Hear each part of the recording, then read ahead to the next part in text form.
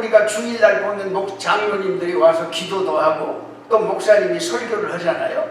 그런데 설교하는 만큼, 기도하는 만큼, 여러분이 부르짖는 만큼 우리의 삶의 30%만 살아도 하나님의 기적은 연발적 역사가 일어난다고 말하고 있습니다.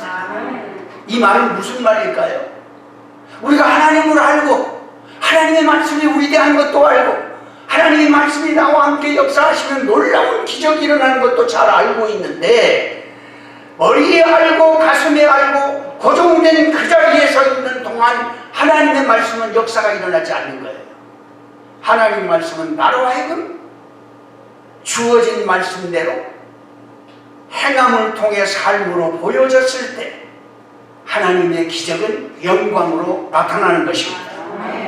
그래서 우리 교회는 하나님의 영광을 나타내는 교회가 돼야 돼요. 그게 우리가 존중하는 목적입니다. 왜 사람이 사는가? 사람 사는데 목적이 뭡니까? 하나님을 영광롭게 하고, 여러분 주제가 뭡니까? 하나님을 기쁘시게 하는 삶이라고 말하지 않습니까? 우리의 목적이에요. 우리의 삶의 목적이에요. 그래서 영광, 하나님의 영광이에요. 하나님의 말씀이 영광이에요. 예수 그리스도가 영광이에요. 복음이 영광이에요. 그런데 이 영광을 나타내야 된다. 그 말은 하나님의 말씀이 나로 하여금 나타날 때 그게 영광이 된다 그 말이에요. 여러분, 우리 교회가 이런 교회가 지금도 되고 있고요. 앞으로도 분명히 그렇게 될 줄 나는 믿습니다. 왜냐하면 모든 환경이 어렵고 힘들어도요, 힘들고 어려울 때마다 그것을 놓칠까봐 하나님은 더 하나님을 찾도록 만드시거든요. 어려우고 힘들고 우리가 고난스럽고 병들고 신음하고 아플 때마다 사실은 평안하고 안전하고 건강할 때보다 하나님을 찾을 때가 언제지요? 그때 꼬꾸라지는 거예요. 그러면 하나님을 더 찾게 될 때 하나님께서 나에게 놀라운 축복으로 말씀을 주시고 그 말씀을 실천에 옮길 때 하나님의 영광이 드러나게 되는 줄로 믿습니다. 그래서 저는 이 하나님의 영광을 한마디로 말해서 저는 사랑으로 봅니다. 그래서 오늘 성경에 나와 있는 이 하나님의 말씀을 여러분들이 읽으셨는데, 이 사랑을 통해 이 말씀을 통해서 제가 여러분에게 전달하려고 하는 것은, 모든 문제에 있어서 다 사람이 문제를 풀이할 때 답을 한다면 얼마나 좋겠어요.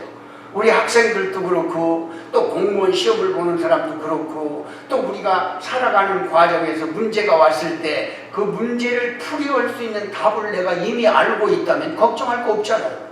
염려할 거 없잖아요. 근데 오늘 저는 여러분에게 이 답을 드리려고 합니다. 그게 바로 사랑이 답입니다. 사랑은 여러 가지로 구분해야 합니다. 제가 무슨 히브리어나 아니면 헬라어를 사용하지 않습니다. 사실 이 사랑이라고 하는 것은 그냥 표면적으로 주어진 학문 가운데 4가지로 요소를 합니다. 그것은 바로 부모님과 나와의 관계의 사랑, 연인과 나와의 관계된 사랑, 또는 친구와 나와의 관계된 사랑, 또 하나는 바로 하나님과 나와의 관계의 사랑입니다. 이 2개를 축소해서 우리가 얘기하자면 이런 거예요.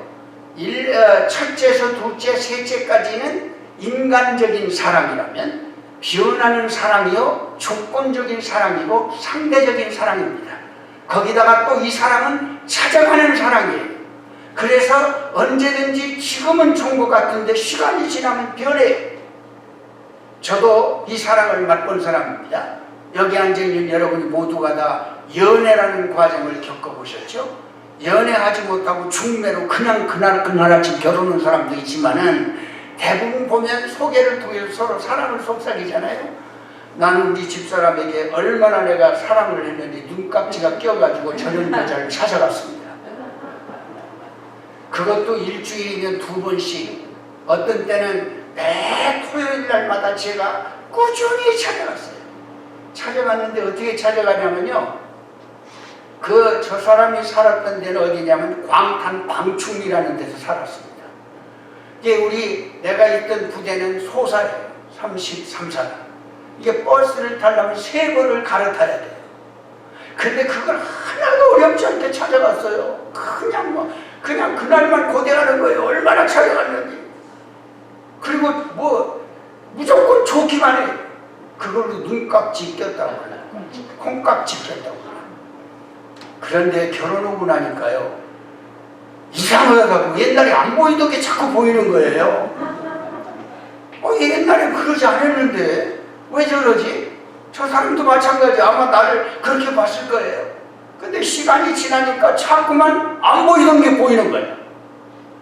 요즘은 참 세상이, 이제 뭐 제가 이 말씀 드리려고 하는 게 아닌데, 하여튼간 세상 살아가는데 보니까요, 요즘 우리나라가 이혼율 세계 넘버원입니다.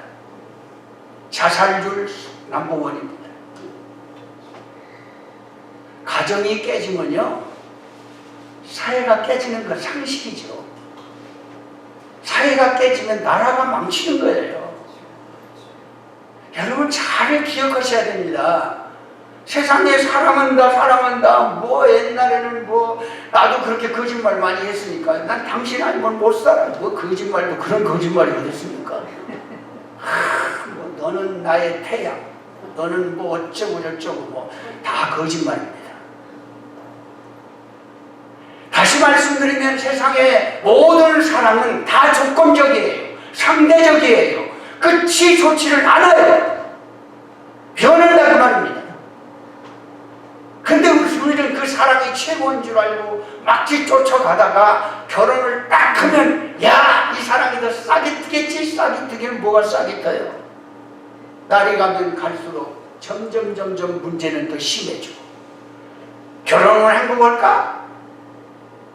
결혼하고 나니까 고생이야. 애를 낳으면 행복할까? 낳는 그 순간부터 고생이야. 나 우리 목사님 보면서 나는 그렇게 안 하려고 그래요. 손자들 보느라고 왔다 갔다 뭐 얼마나 고생합니까? 거기다가 또 성도들이 어디서 피카보다 오면 또 거기 딱 가가지고 또 뭐 공항까지 갔다가 또 갔다가 돌아오다가, 그래서 저렇게 병든 거예요. 여러분, 저도요, 이번에 손자를 보러 갔는데 샌프란시스코에 갔다가 내가 3일 있다가 왔어요. 아이, 모처럼 만에 애들하고 얼마나 귀여워요. 놀다가 레슬링도 하고 물총도 쏘고 뭐 서로 이러다가 그때는 참 좋더라고요. 집에 돌아와서 몸살을 앓았어요. 이거 애들 보는 게 보통 문제가 아니더라고요. 자, 그렇게 자식과 나와의 사랑도, 또 부모님과 나와의 사랑도 가만히 보니까 모두가 다 변하는 거예요. 절대적인 것이 될 수 없어요. 그런데 마지막에 여러분과 제가 배워야 될 이 하나님을 나와 관계에서 사랑하는 사랑, 이건 조건이 없는 사랑이에요. 찾아오는 사랑이에요. 내가 찾아간 사랑이 아니에요. 조건도 이유도 없어요. 그 사랑이 오늘 이 자리에 주님이 여러분에게 찾아오신 것입니다.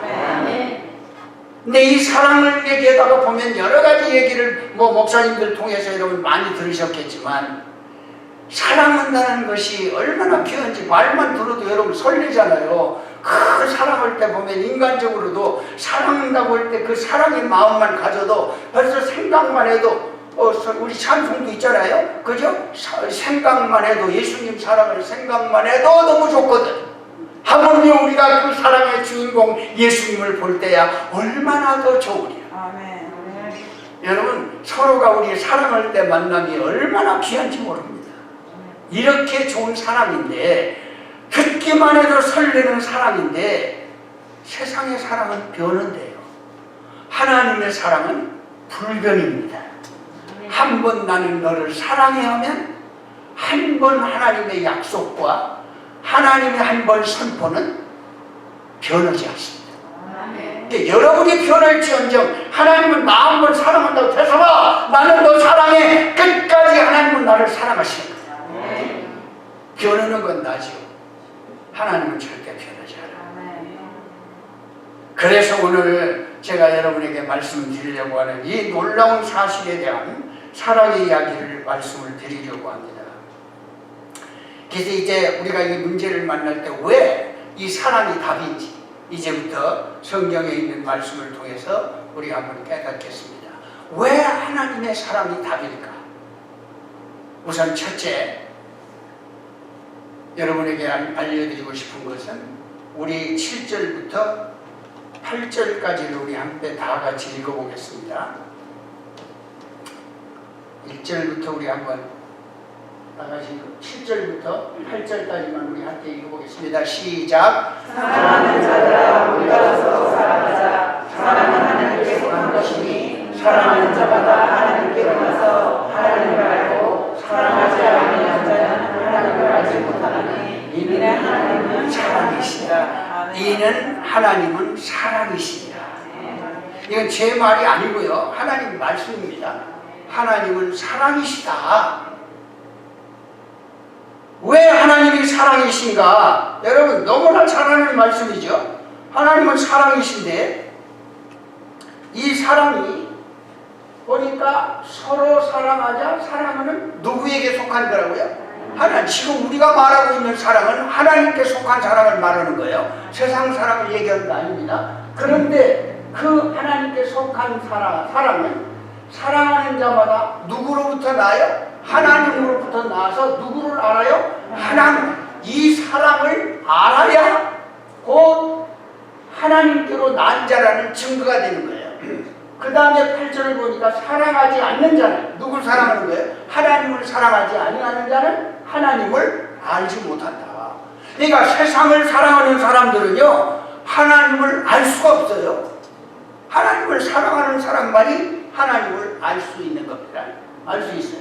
그래서 하나님은 사랑이다. 하나님을 알아야 된다.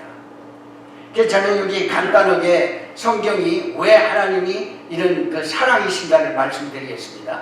자, 창세기 1장에 보면 여러분 창조 얘기가 나오죠. 하나님이 창조하실 때 무엇으로 창조하셨어요? 말씀으로 창조했다고 여러분 믿으시죠? 분명히 온 우주 만물을 하나님의 말씀으로 창조했다 믿으십니까? 분명히 말씀으로 창조했습니다. 사랑이라는 파생은 이 로고스라는 사랑에서 온 것입니다. 그런데요, 제가 말씀드리려고 하는 요즘 여기입니다. 자, 그런데 이 놀라운 말씀으로 창조하신 온 우주만 창조한 그 하나님의 말씀이, 이 말씀이 누구라고 말하냐면 요한복음 1장 1절부터 2절까지를 보면 누구라고 말하죠? 육신의 옷을 입고 오신 말씀이신 곧 누구라고요? 예수님이라고 말합니다. 이거 놀라운 일입니다. 예수님이라고 말합니다. 그런데 또 예수님은 누구냐? 베드로서 1장 25절에 있는 말씀을 보니까 그 예수님이 바로 이것저것 한 일 모든 전체를 통합하여 그것을 복음이라고 말한다. 이렇게 되어 있습니다. 그러니까 여러분 보세요. 말씀, 예수님, 복음, 이것은 한 단어예요. 그러니까 우리가 예수를 믿고 난 다음에 여러분과 나에게 복음을 전한다, 예수님을 전한다, 말씀을 전한다. 다 같은 말입니다. 같은 말이에요. 신비하잖아요. 그래서 이 바로 우리가 말할 때 하나님을 얘기할 때는 하나님을 사랑이시다라고 말할 때는 예수님 그리고 복음을 포함하는 중요한 말씀입니다. 근데 이 예수님을 알지 못하면, 그러니까 예수님은 곧 하나님이신데 말씀이신데 복음이신데 이것을 알지 못하면 하나님을 사랑할 수가 없다는 거예요. 사랑할 수가 없어요. 자, 그러면 우리가 이 증거로 한번 말씀을 보겠습니다. 증거로 보는데 성경 전체가 66권으로 되어 있죠. 66권으로 되어 있어요. 그런데 성경은 여러분이 알기를, 우리가 여러분과 제가 알기를 어떻게 알고 있냐면 하나님께서 성령의 감동을 받은 40여 명의 저자들을 통해서 성경이 오늘날 이렇게 기록됐다고 우리가 그렇게 믿고 있습니다. 그런데요, 자세히 여러분 살펴보세요. 성경은 바로 두 저자로 기록이 되어 있습니다. 하나는 하나님께서 직접적으로 본인이 돌판에다가 말씀을 직접 쓰셔가지고 준 말씀이 있고요. 또 하나의 말씀은 저자들을 사용해서 성령의 감동으로 주신 말씀을 그대로 받아 적게 한 것이 하나님의 말씀입니다. 그러니까 성경의 말씀은 하나님이 직접 쓰신 십계명이라는 말씀이 주축이 되고, 그 다음에 저자들을 통해서 또 하나의 감동된 하나님의 말씀을 기록한 것이 성경입니다. 자, 그렇다면 여러분, 이렇게 중요한 하나님의 말씀이 바로 하나님이 직접 기록한 말씀이 있고 또 저자들을 통해서 기록한 말씀이 있는데, 이 말씀 전체를 토탈해 봤을 때 바로 제가 말씀드린 로고스, 하나님의 말씀은 바로 사랑이라는 것을 증거하기 위해 말씀을 드리는 겁니다. 자, 그런데 이 사랑이 왜 사랑이냐 하는 것, 제가 지금 말씀드린 대로 하나님이 직접 기록하신 십계명을 봅시다. 십계명을 보면 어떻게 되어 있죠? 1계명부터 10계명까지인데 1계명부터 4계명까지는 뭐라고요? 하나님을 사랑하라는 계명이에요. 그 다음에 5계명부터 10계명까지는 뭐예요? 인간과 인간의 관계에서 주어지는 사랑을 얘기하는 거예요. 그러니까 그렇게 중요한 하나님이 직접 기록한 말씀에 보니까 전반부도 사랑, 후반부도 사랑으로 기록이 되어 있습니다. 자, 이것뿐 아니라 신약 성경에 와서 또 증거를 볼까요? 자, 예수님이 곧 말씀이라고 그러셨죠? 말씀인 그 예수님이 우리에게 뭐를 가르쳐 주냐면, 마태복음 6장에 보면 주님이 가르쳐 주신 기도가 있습니다. 주님, 그걸 우리가 주기도문이라고 하지 않습니까? 주기도문이에요. 그런데 주기도문의 전반부를 한번 보세요. 모두가 뭡니까? 하나님을 찬양하는 거예요. 하나님을 높여드리는 거예요. 하나님을 사랑한다는 표현이에요. 후반부터는 뭐예요? 하나님께로부터 우리에게 받은 놀라운 은혜를 서로 감사한 마음으로 받아 주님께 높여드리는, 인간에게 베푸신 그 사랑을 하나님께 고백하는 그런 내용입니다. 그러니까 이 주기도문을 보아도 바로 하나님을 사랑하는 거예요. 인간을 서로 사랑하라는 계명입니다. 이거예요. 그 또 하나 우리가 더 확실한 것을 알려면, 우리가 이 성경에는 나와 있지 않지만 우리가 흔히 믿는 대로 사도행전의 역사를 우리는 믿습니다. 근데 옛날 초대교회 이 사도들로부터 이어진 교부들을 통해서 이루어진 또 하나의 중요한 고백이 있는데, 그걸 가르쳐 사도신경, 신앙 고백이라고 말합니다. 이건 우리 크리스천들이 살아가는 지표라고 말합니다.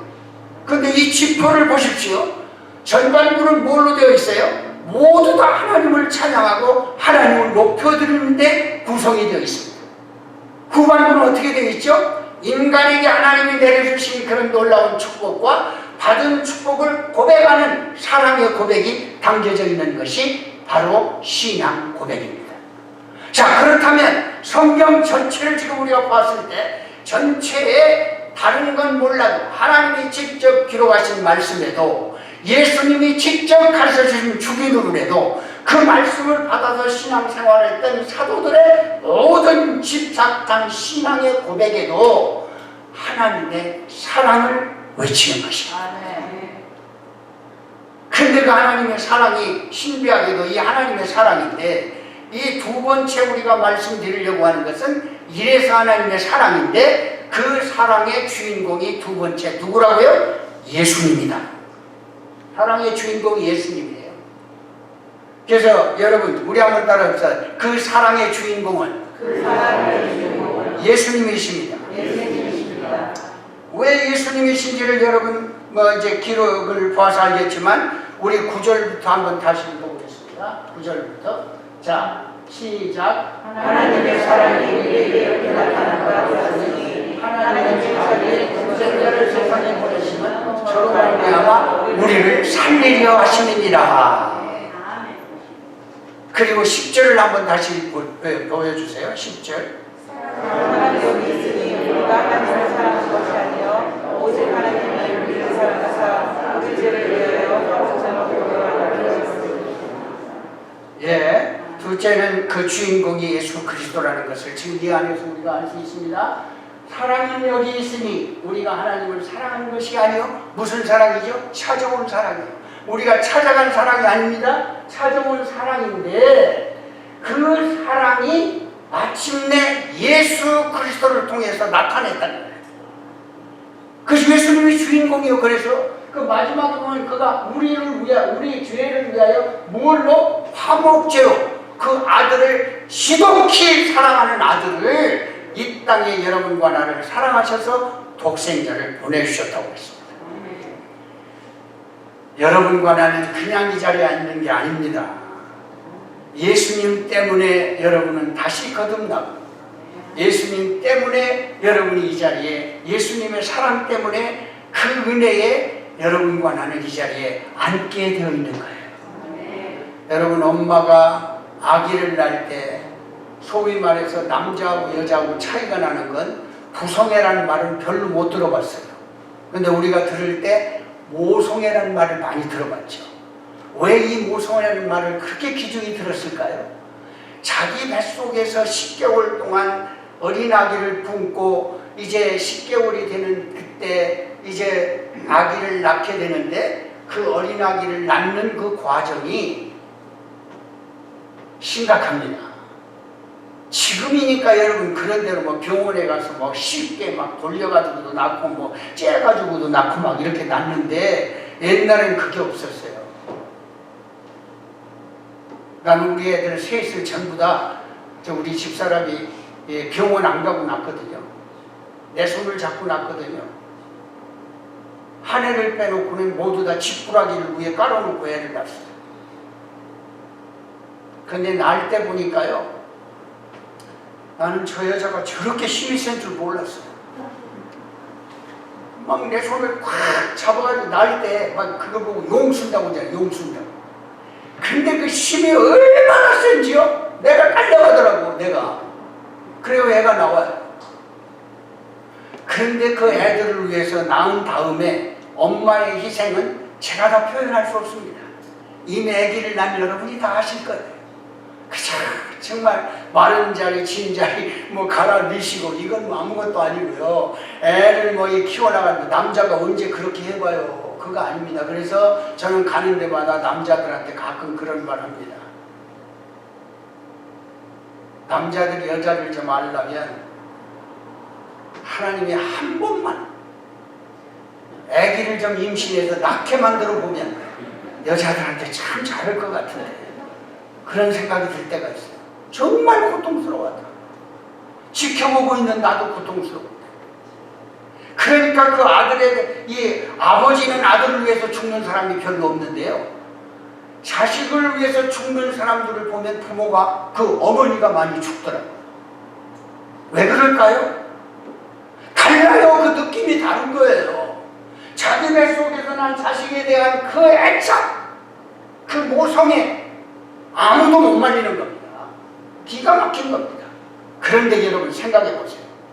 여러분은 편안하게 이 자리에 앉아있는 것 같지만, 예수 그리스도가 십자가에서 못 박혀 돌아가실 때, 그게 바로 사랑의 결정치거든요. 예? 사랑의 결정체예요. 나와 여러분의 모든 죄악을 다 짊어지시고 온갖 고통과 아픔과 조롱을 다 받아가며 마지막에는 참으로 찔림을 받고, 그리고 침을 뱉으며 가시 면류관을 쓰시고 못을 박히며 돌아가십니다. 그리고 나서 피와 물을 다 쏟으시고 말씀하신 것은 거듭남이라는 것을 말씀하셨어요. 여러분, 그냥 이 자리에 앉아있는 거 아니에요.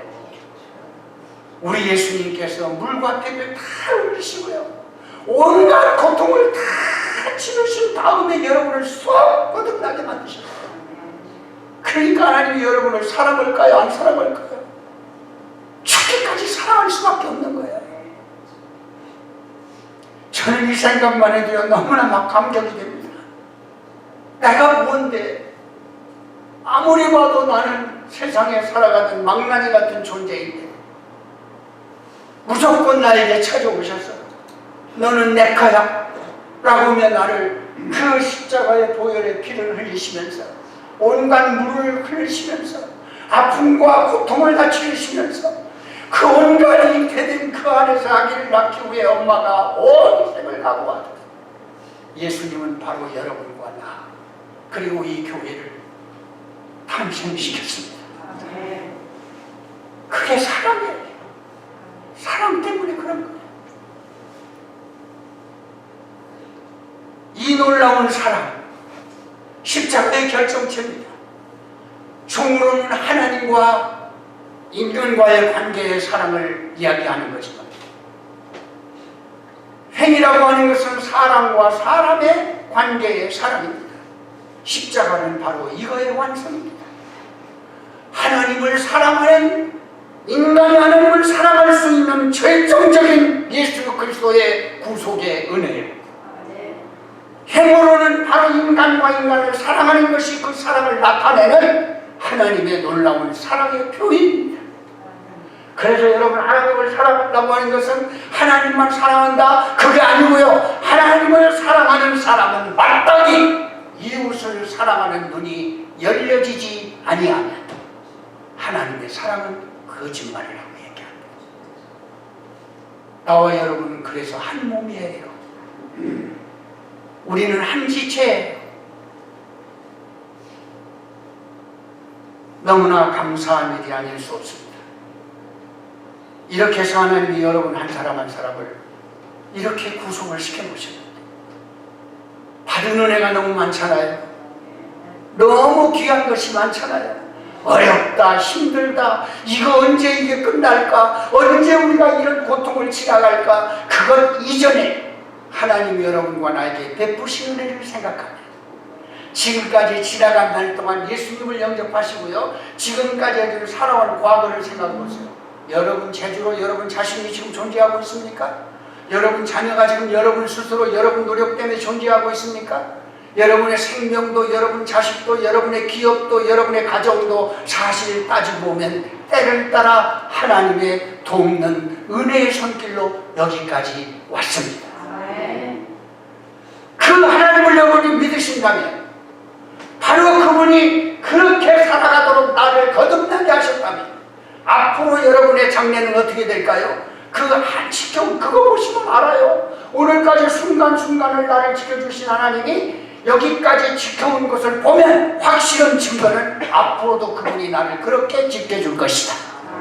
이걸 믿는 거예요. 이걸 믿는 거예요. 저는 이번 주간에도 뜻하지 않게 제가 생각하는 아주 존경하는 친구 중에 하나요. 또 아주 강건하고 정말 남이 생각할 수 없는, 지금 이 한국에 보면 난지도라고 있는데요. 그 상암동에 가보면 난지도가 있습니다. 난지도를 변화를 시켜가지고 거기를 완전히 복음의 땅으로 만들겠다는 계획을 가지고 그가 책을 썼는데요. 그것이 감동이 돼서 서울시장이 그 사람을 픽업해가지고요, 그 추진 준비위원장을 시켰어요.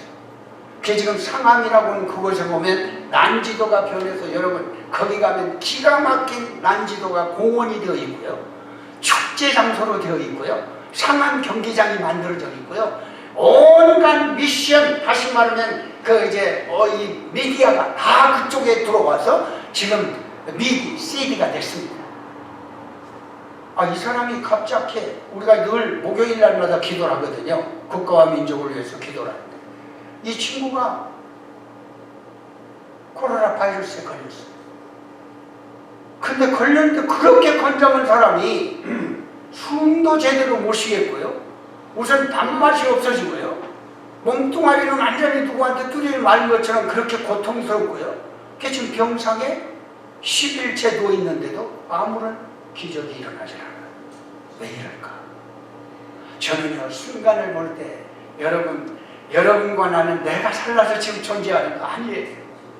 하나님이 허락하는 그 순간까지 여러분과 나는 이 자리에 있는 겁니다.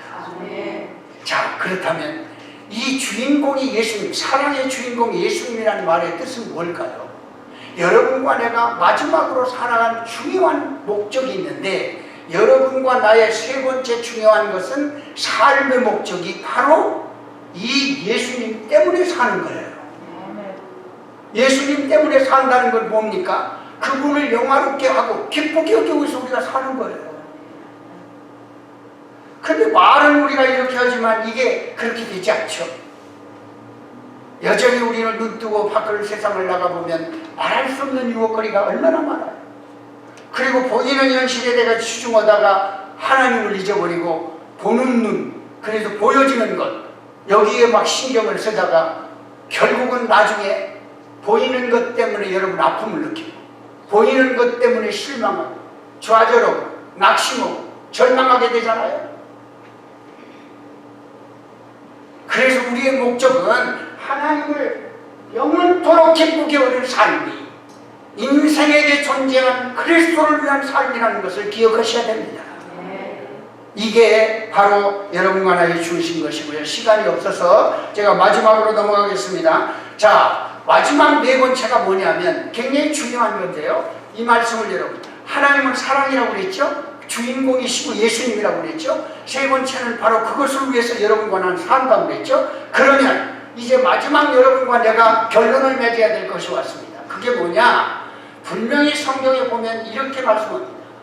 마태복음 19장에 보면 예수님을 찾아온 부자 청년이 있습니다. 이 부자 청년이, 여러분 부자 청년이라고 하니까 그냥 부자 청년으로 생각하면 안 됩니다. 부자 청년쯤 됐는데 엄청난 부자의 표현이 거기 나와 있어요. 그러면 그 가정의 배경도 지금 짐작할 수 있겠죠? 그리고 그 사람이 얼마나 많은 돈을 가지고 있는 것도 짐작할 수 있겠죠? 얼마나 잘난 사람이고 똑똑한 사람인가도 기억할 수 있겠죠? 가진 것이 부족함이 없는 사람입니다. 그런데 이분이 생각을 했어요. 아무리 내가 가질 거 다 가져봐도 무언가 허전해요. 그래서 영적인 자기의 고갈을 해결하기 위해 예수님을 찾아옵니다. 그래서 예수님께 이렇게 물어봅니다. 어떻게 해야 내가 영생으로도 구원에 이를 수 있겠습니까? 구원 관계가 심각한 거야. 그래서 예수님께서 이렇게 대답합니다. 그래, 정말로 내가 영생을 얻기를 원하느냐? 그때 바가지 따라서 내 이웃을 사랑하라. 그 말이 뭐예요? 네가 가진 모든 소유를, 모든 소유입니다. 보세요. 모든 소유를 그 사람들에게 나누어 주어라 그랬어요. 그런데 이 청년이 어떻게 돌아갔어요? 근심하고 돌아갔다고 되어 있습니다. 다시 말씀드리면 지금 이 사람이 찾아온 예수님이 주인공이에요. 주인공. 모든 부의 주인공이에요. 모든 문제 해결의 주인공이에요. 부족함이 없는 그분을 믿으면 모든 것이 만사가 영통되는 주인을 만난 거예요. 주인이 지금 말하지 않습니까? 네가 가지고 있는 것을 다 나누어 주어라 그랬는데 이 사람은 자기가 가진 소유 때문에 소유가 더 크게 보여 마치 영생을 주시는 주인공 예수님을 놓쳐버리고 근심하고 돌아갔다고 되어 있습니다. 나는 오늘 여러분에게 분명한 것을 강조하고 싶습니다. 왜 하나님은 사랑이신가요? 왜 예수님은 사랑의 주인공이신가요? 그리고 여러분과는 왜 그 하나님의 주인공을 위해서 살아야 하는가요? 인생의 제일 되는 목적이 하나님을 영화롭게 하고 그를 기쁘게 하는 거랍니다. 무엇이 그를 기쁘게 하는 것일까요?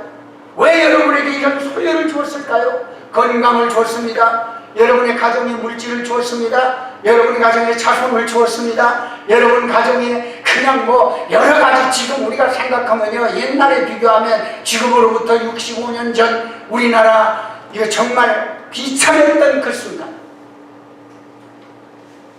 지금 생각하면 너무 잘 살잖아요.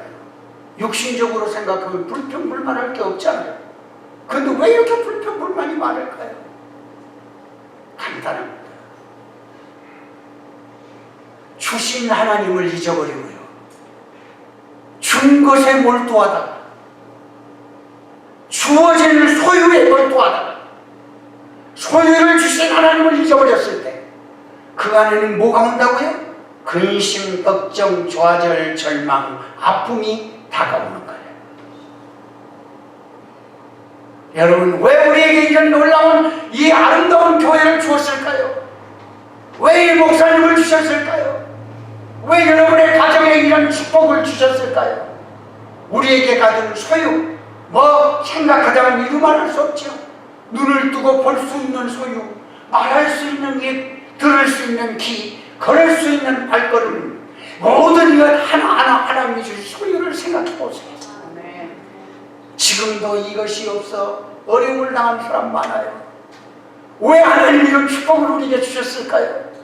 왜 우리에게 입이라는 소유를 주셨을까요? 여러분, 나는 여러분에게 간곡히 부탁합니다. 성경은 이렇게 말해요. 성경 구절을 한번 읽어보실까요? 성경 구절에 보면 우리 19장에 나와 있는 말씀보다 중요한 건 이제 그 마태복음을 한번 보겠습니다. 22장 굉장히 중요한 말인데요. 왜 하나님이 이런 말씀을 꼭 우리에게 하셔야 되는지를 한번 생각해 보시기 바랍니다.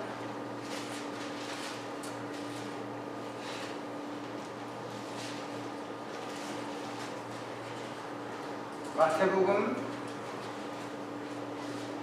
22장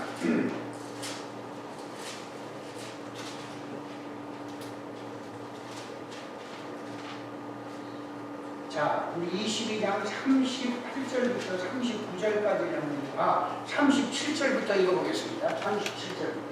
자, 시작. 예수께서 내 마음을 다하고 목숨을 다하고 손땀을 다하고 충성히 하나님을 사랑하라 하셨으니 이것이 크고 첫째는 계명이요 둘째는 그와 같으니 네 이름을 개발과 더 사랑하라 하셨으니 이 두 계명이 온 율법과 선지자의 계명입니다. 자, 성경에 하나님의 말씀에 사랑이라는 게 증거가 나왔죠. 자, 예수님께서 성경 전체를 다 축소해서 말씀하시기를 뭐라고 얘기하냐면 이 성경 전체를 축소해서 내가 두 가지 계명으로 말을 하는데 하나는 마음과 뜻과 정성을 다해서 뭐라고요? 하나님을 사랑하고 그 다음에 내 이웃을 영광하자. 근데 그 다음 구절이 굉장히 중요합니다. 뭐냐면 내 이웃을 영광하자 사랑하라. 그게 아니에요. 그와 같이 내 이웃을 영광하자 사랑하라. 그와 같이가 뭘까요? 내가 마음과 뜻과 정성을 다해 하나님을 사랑하는 것처럼 내 이웃을 내 몸과 같이 사랑하는 예뻐 같다 그 말입니다. 같아. 이것이 나타나지 않으면 하나님 사랑이 아니라는 겁니다. 여러분, 이 사랑을 하나님이 오늘 여러분에게 요구하시는 거예요. 왜 하나님이 여러분에게 소유를 주셨을까요? 하나님을 먼저 사랑하는 것 중요합니다. 그런데 하나님의 사랑한다는 그 놀라운 여러분의 소유를 가지고 하나님을 사랑하는데 사용하는데 그것을 실질적으로 우리의 삶을 통해서 펼쳐지는 것은 누구예요? 이웃입니다. 만약 이게 없다면 하나님을 사랑한다는 게 입에 불과한 것이지 사랑하는 게 아니라는 거예요. 그래서 여러분, 교회는요 하나님의 가장 기뻐하는 것 중에 하나가 뭐냐면 다른 거 없습니다. 영혼을 사랑하는 거거든요. 영혼을 사랑하는 거. 그것을 위해서 여러분 소유를 줬어요. 건강 줬어요. 여러분, 건강한 사람 병든 사람 좀 돌보세요. 물질이 있는 사람 없는 사람 좀 돌보세요. 이게 하나님 사랑이에요. 여러분, 재주 가진 거 많이 있잖아요. 하나님 사랑을 위해서 한번 사용해 보세요. 이웃을 위해서 사용해 보세요. 하나님이 영광 받으시고요 하나님이 그거 기뻐하신다는 거예요. 네? 그렇게 되면 하나님께서 여러분에게 놀라운 축복을 약속해 주십니다. 이런 우리 교회가 돼야 돼요. 이웃을. 자, 하나님 사랑하고 이웃 사랑 중요합니다. 어떻게 해요? 내가 가진 소유를 이웃을 나누면 돼. 그 중에 제일 중요한 게 영혼을 사랑하는 겁니다. 정말 여러분이 하나님을 사랑하고 정말 주님이 주인공이라는 걸 알고 그 삶의 목적이 주 예수님이라는 걸 알았다면 우리는 바로 예수님 전하기 위해 사는 거잖아요. 전하기 위해 사는 거잖아요. 증거하기 위해 사는 거잖아요. 그게 뭘까요? 교회가 존재하는 목적이 뭡니까? 영혼을 사랑하기 때문에 있는 거 아닙니까? 그게 바로 전도요 선교입니다. 여러분, 가만히 있으면 안 돼요. 정말 하나님 사랑한다면요 이웃이 눈이 동그랗게 보여야 된다니까요. 지옥에 달려가고 있는 사람들을 보면 가만히 있을 수가 없는 거예요. 그저 저 가서 지금 조금만 더 한 발자국 더 가면 지옥 간다니까 얘기하면서 그를 끌어안고 영혼을 사랑하는 뜨거운 마음이 여러분 마음에 있어야 하는 거예요. 그래서 하나님이 지금 나에게 건강 주셨고, 그래서 여러분 물질 주셨고, 그래서 여러분의 교회를 주셨고, 여러분에게 주어진 모든 이 소유를 하나님이 주신 거예요. 이걸로 알고 우리 살려봅시다. 그럼 하나님 영광 받으시고 하나님이 기뻐하시면 끝나요. 하나님 마음 기쁘게 한번 만들어 보세요. 그럼 끝나요. 자, 우리 교회 너무 좋은 교회예요. 난 이 찬양하시는 분들 누군지 잘 몰라요. 어디서 그런 찬양이 나오는지, 주어진 재능을, 주어진 소유를 하나님께 바쳐드릴 때 하나님이 얼마나 기뻐할까요? 찬양은 그냥 우리가 찬양을 한 게 아니에요. 제가 이 찬양을 살펴보다가 에베소 5장을 연구하다가 깜짝 놀란 사실을 발견했는데, 찬양 감사로 하나님 앞에 영광을 돌리라고 할 때 그 찬양이 뭔 찬양이냐면요, 하나님과 나와 만나는 눈길이더라고요. 눈길이에요. 눈길. 예? 똑같은 길이 있어도요, 눈길입니다. 눈길이 있어요. 나는 교회를 섬기다가 시험에 든 때가 있었어요. 집사님들이 나가다 보면 목사님이 다 뒤에서 앞서오잖아요. 근데 한 집사가 시험에 걸렸어. 왜냐면 그 집사님 뭐라고 말하냐면, 목사님 내가 서운해요. 그래서 왜 그러냐니까, 아니 다른 사람한테 전부 다 막 눈길을 주면 자기한테 눈길도 주지 않았다 이거예요. 여러분, 길이 하나님 앞에 우리가 찬양한 눈길이에요. 그전에 찬양할 때 여러분 알잖아요. 찬양할 때 하나님을 기쁘게 하는 것 중에 하나가 찬양인데, 여러분 이 찬양할 때 마음과 뜻과 정성을 다해서 여러분 소유를 하나님께 올린다고 생각해 보세요. 어떻게 꾸벅꾸벅 졸면서 주여 그래 되겠어요? 똑바로 눈을 뜨고 하나님을 바라보면서 여러분 마음과 뜻과 정성을 내서 여러분 도구를 하나님을 위해 한번 사용해 보십시오. 거기에 왜 하나님이 역사를 하지 않아요? 말씀을 마치겠습니다. 사랑하는 성도 여러분, 하나님은 사랑입니다. 모든 문제의 답이에요. 성경이 그렇게 말하고 있습니다. 그리고 주인공인 예수님이 말하고 있습니다. 그리고 그 삶 자체가 예수님을 전하는 게 여러분과 나의 삶의 목적인데, 그게 뭡니까? 사랑하는 겁니다. 사랑하는 거. 예, 오늘 주님이 여기 이 자리에 딱 오셔가지고 누굴 만날까 하고 찾는다면 누구를 찾으실 것 같아요? 집사님? 장로님? 목사님? 직분 그거 찾는 게 아닙니다. 누가 나를 사랑하고 이웃을 사랑하는가? 이웃에 대한 영혼의 눈이 떠져 있는가? 우리 교회가요, 정말로 영혼의 불타는, 영혼을 사랑하는 불타온 뜨거움이 여러분 가슴 속에 우리 온 교회가 가질 수만 있다면, 하나님은 이 교회를요 그냥 내버려두지 않습니다. 왜냐하면 지상에 여러분 알다시피 선교에 관심을 갖거나 전도에 관심을 갖는 교회를 그냥 내버려둔 교회가 하나도 없어요.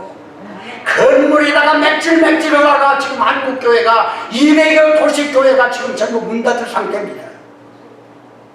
생각해 보세요.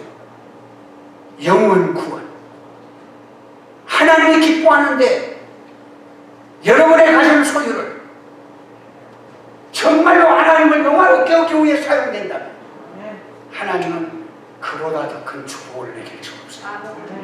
우리 모두 이런 축복을 받아 누리기를 주의 이름으로 축원합니다. 기도하십시다. 하나님 감사합니다.